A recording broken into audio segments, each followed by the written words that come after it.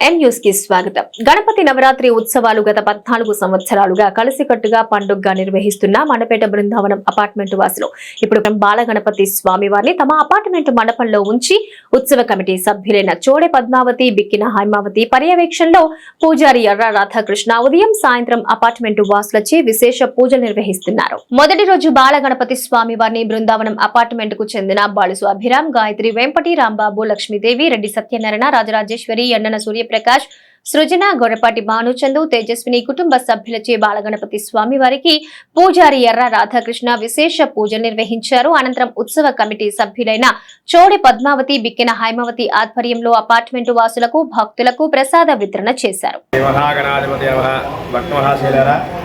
Shri Brindavani apartment నందున 14వ సంవత్సరం వార్షికోత్సవంగా Shri Balaganapathi Navratri ఉత్సవోత్సవాలు committee సభ్యుల ఆధ్వర్యంలో బిక్కిన హైమావతి గారు, చోడే పద్మావతి గారు ఆధ్వర్యంలో 14వ సంవత్సరం స్వామివారు గణపతి నవరాత్రి బృందావని అపార్ట్మెంట్న 14వ సంవత్సరం గణపతి నవరాత్రి ఉత్సవాలు అతి వైభవంగా ప్రారంభం జరిగినాయి.